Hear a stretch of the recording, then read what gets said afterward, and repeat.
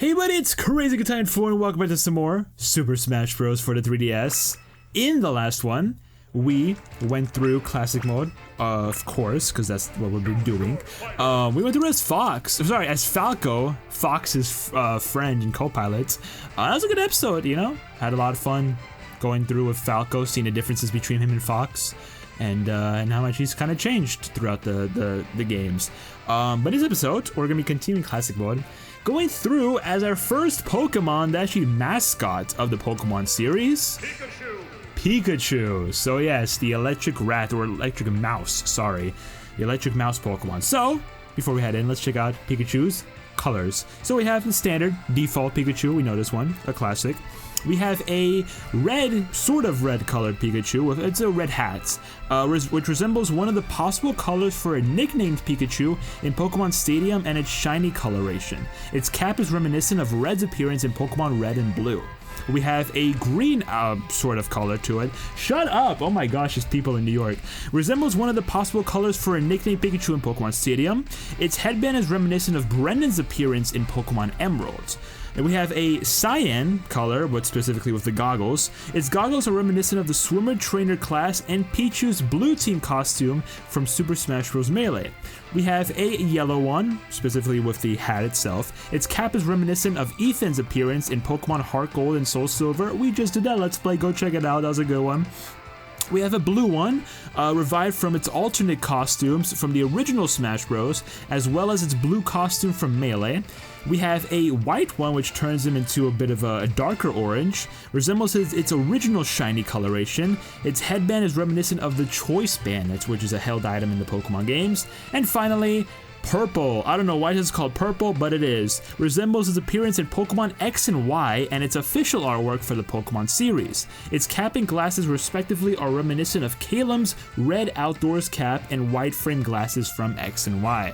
So yeah, there we go. Pikachu's got some pretty cool costumes and resemblances or references to the actual games. Let's go ahead with Pikachu. Let's do it. Let's see how Pikachu goes. Our first Pokemon that we're gonna be going through classic mode with is just pretty exciting, I will say. I don't want to fight him, but we'll do it. I freaking hate fighting on Tortimer's Island so much. This is such a garbage stage. It really is. What is the... Yeah, I mean, in Smash Wii U, you literally get to fight on either Smashville or Town and City, which are far better stages. It's like, you can kind of really tell that, like, you know, they really wanted the 3DS version to primarily be, like, the more casual experience, the more fun, quote-unquote, fun experience, with Wii U having the more competitive, actually, like, legal stages. Actual good stages. I know some good stages in the 3DS version, don't get me wrong, but it's like the Wii U by far has far better stages. It really does, at least for the most part. For the most part. I can't say all of them are far better, but for the most part they are. You know, you can say what you want about like Magikins, where it's like here in the 3DS version we have Magikins for the Earthbound series, and yet in the Wii U we have Onix. So I mean, like, I don't know. Onix is kind of cheap sometimes. It's dependent, I guess, what you want to go for. I never fight on Mushroom Kingdom. Why did I do this to myself? Okay, Pikachu, let's go ahead and check out your special moves. We have a standard one, which is right there, the Thunder Jolt. The Pikachu kind of shoots out a little bit of a bolt of electricity, which travels along the ground a little bit for, I'm pretty sure it's like 2 seconds or something. And yeah, it just bounces around a little bit, and once it comes into contact with opponents, then it will end the move. Simple as that. What the heck happened to Bowser? I don't know, but okay, if you were to use the move in the air, okay, Dr. Mario, you're getting a little too freaking trigger happy with that cape of yours, buddy. You need to leave. What's cool is that if you use it in the air, it actually starts off going in a diagonal fashion, but then once it touches the ground, or even touches a wall, then it starts going, you know, continuing with like the standard grounded version. Speaking of which, actually, you can also use it on a wall. It will actually travel along a wall and along the ceiling, if you can manage to get that done, which is pretty cool. You messed up, buddy. Let's go. I was about to say, if you didn't die from that, I would have been so pissed off.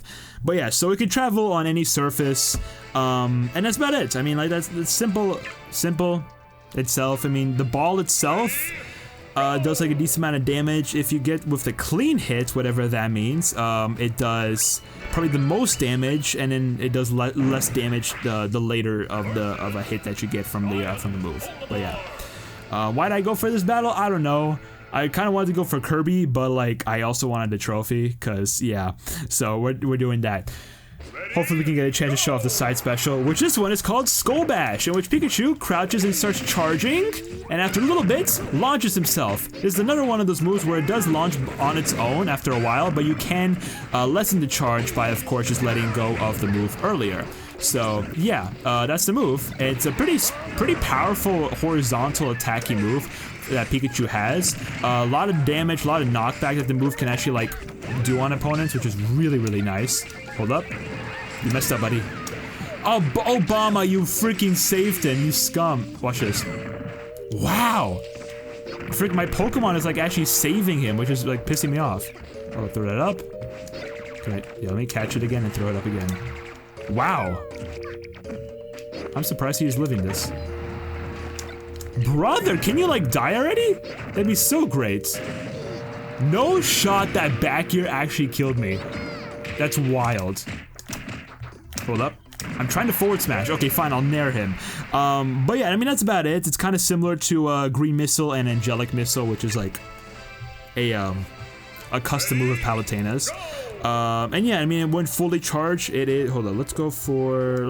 This is stupid, but I'm doing it. When fully charged, it's actually strong enough to KO middleweights at 125% while near the edge. Okay.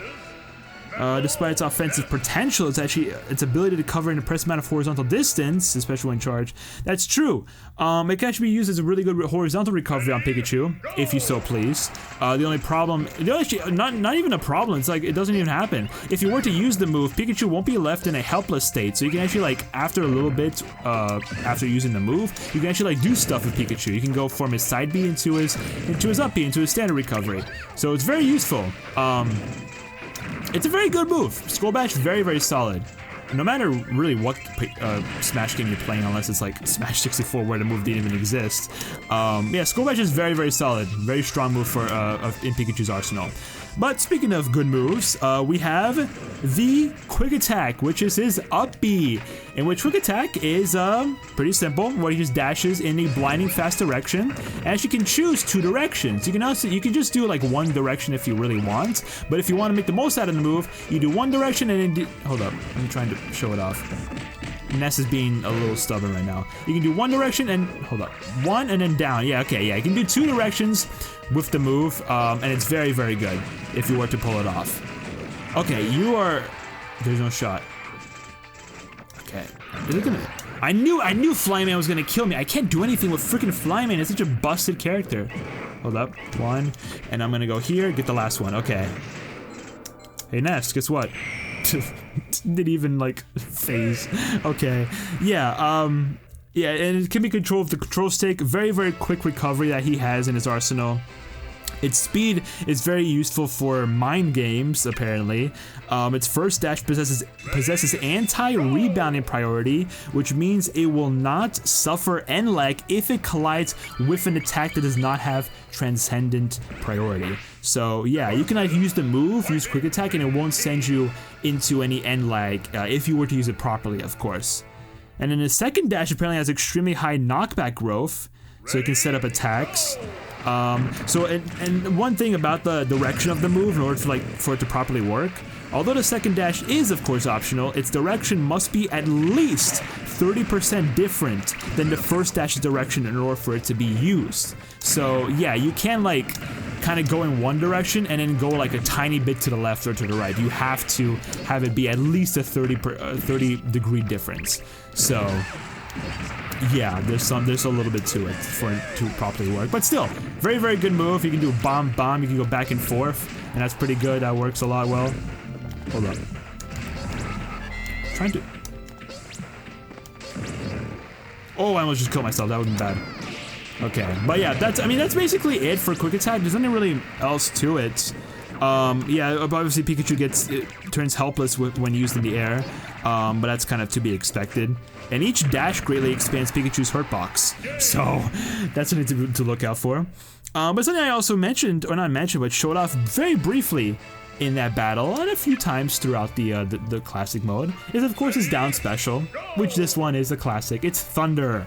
And, I mean, it's simple. I'll show it off a little bit more in the Master Hand Crazy Hand fight, but, yeah, I mean, it's where Pikachu generates a Thundercloud, and then drops a large Thunderbolt onto himself. It is a bit of a laggy move, but the Shockwave around Pikachu kind of helps with it, yeah. So, like, you can either hit opponents as the move, like, collides with Pikachu. You can also just hit them with the actual Thunderbolt itself. Or if they're near Pikachu but don't get hit by the actual, like, you know, big hits, when Pikachu, like, hits himself, they will still get hit by, like, shockwaves. Obviously, the most damage and knockback that you will get from the move is obviously if you were to hit at that point right there where Pikachu hits himself. So, yeah. Just wanted to say that. The Shockwave also apparently grants invincibility on frames 34 to 44, so that's pretty cool. I actually did not know you can actually gain invincibility from that move, but that's pretty cool. Yeah, and then Thunderbolt, like I mentioned, does less damage in comparison, but it could just be another alternative that you could like use for the move. You can also kind of like move with it in the air, so like you can like have it set up where the Thunderbolt actually won't hit you in the end, where it just kind of keeps traveling and you keep traveling. So that's like very useful mechanic that you could, you know, go for. You know, just a thought, just a thought. One final thing I should probably mention about Thunder is that you can spike with the move. The only way you can actually spike is with the Thunder. Hold on, let me see if I can show it off. So the Thunder Cloud itself is actually the only place in the entire move that can actually spike. So yes, but you can spike with it. So I think if you like set up into the move, like if you do like up throw on the opponent and then like have him go into the Thunder Cloud, that could work very, very well.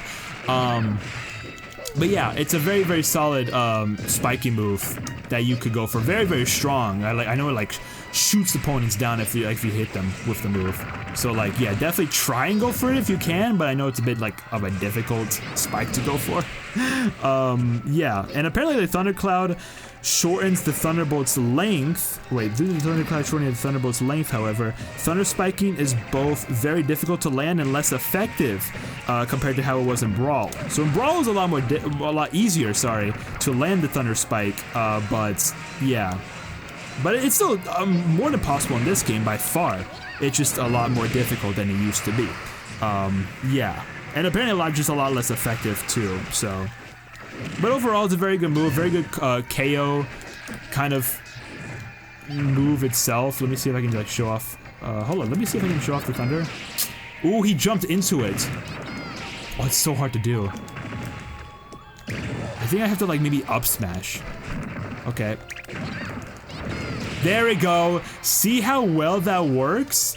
So not only can you like spike the opponent just into the abyss, if you time it very well as Pikachu's moving, but you can essentially also spike the opponent into Pikachu himself and then have the actual like big hits like do a hell of a lot. So yeah, the Shockwave itself when he hits Pikachu does the most damage and knockback, so you can kind of, it's really cool. Oh yeah, see, hold up. I was trying my best. Let me see if I can maybe try this again. Hold up, bam. I tried, I can't do it, and I just do forward smash. I should do maybe like Skull Bash or something, but I'm whack. So yeah, I mean like that's the side, that's the special moves. Pretty cool techniques to him. Like if you know how to use Pikachu well, like Esam for example, a very notable player. Crazy character. Like really any game that Pikachu is in, maybe aside from like Brawl, but then the Brawl Pikachu's pretty decent. Like honestly, any Pikachu, no matter like which game you play, which Smash game you play, he's gonna be a very, very solid character. Obviously, Smash 64 is by far the best one to go for, by far. With Ultimate being like probably a close second, but still, Pikachu, all in all, very, very fun and very good.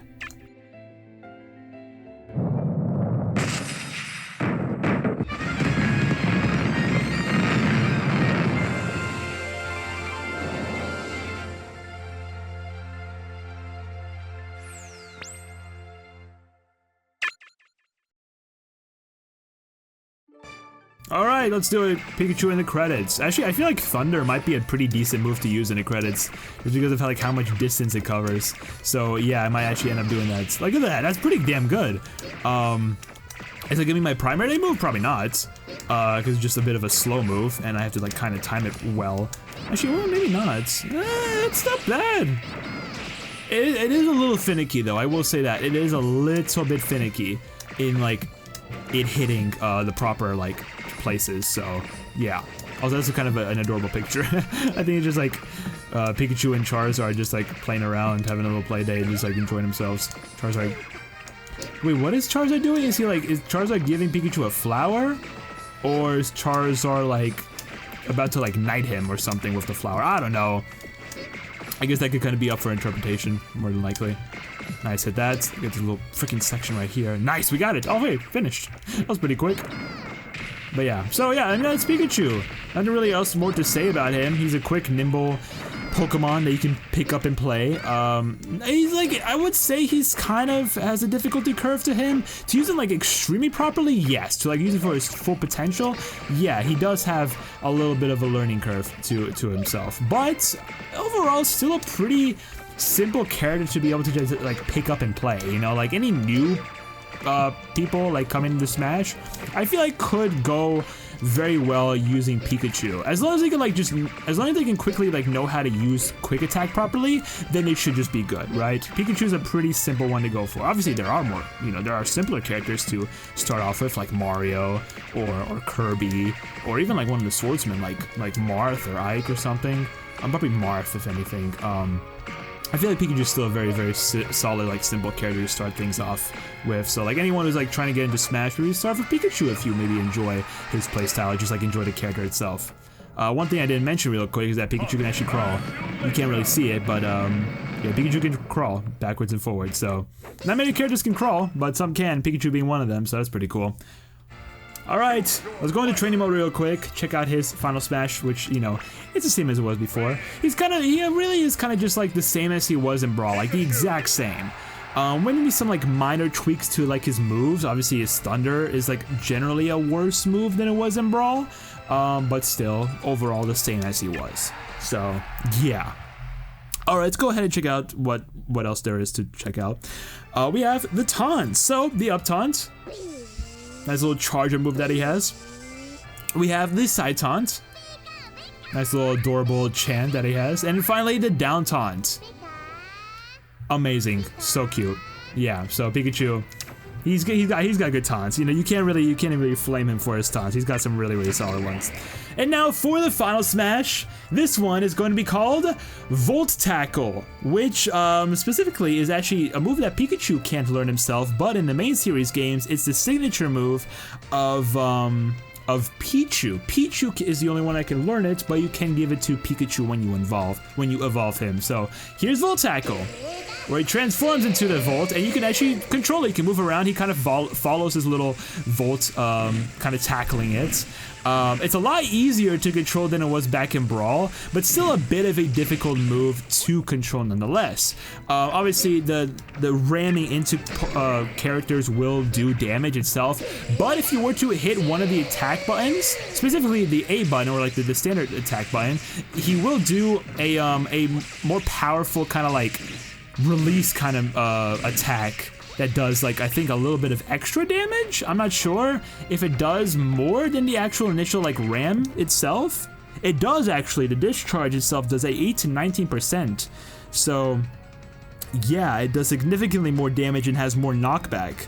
And unlike Brawl, Volt Tackle now emits a small whitish violet spark of electricity that is analogous to a cursor, which makes it easier to aim its trajectory. Okay, so it's definitely a lot easier of a move to actually use here in Smash 4. I will say that, which is very, very helpful. Very, very helpful. Hold on, let me up smash. I was trying. I tried. Hold on, let me up throw. There we go. I just want to do that real quick. I love that thing so much. But there we have it. That's Pikachu. Well, that's Pikachu's moves, his final smash. Again, same as it was in Brawl, just a little slower, a little simpler to control than it used to be. But finally, Pikachu and his trophy. Recognized the world over. Pikachu is an electric-type Pokemon that stores energy in its cheeks for use in battle. In Smash Bros, Pikachu is a well-rounded fighter with speedy, powerful electric attacks. Quick Attack can be used twice in a row if 2 directions are input, one after another. So yeah, there we have it. I mean, that's Pikachu. So, that's Pikachu! Oh, that's a classic. So, there you have it. Thank you all so much for watching today's episode of Super Smash Bros. 4. And then Super Smash Bros. 4. In the next one, we'll be continuing Classic Mode by going through as another Pokemon. This time around, he's joining the roster in solo form. We're going to be going through as Charizard. Not as the Pokemon trainer, but as Charizard himself. So, this is going to be pretty cool to see how Charizard works as a solo fighter. But yeah, subscribe, like, comment, all that good stuff. Social media, including the Twitch, second channel, music channel, VOD channel. Everything's down below. Go check it out. And I'll see everyone next time. Pop-Tart out.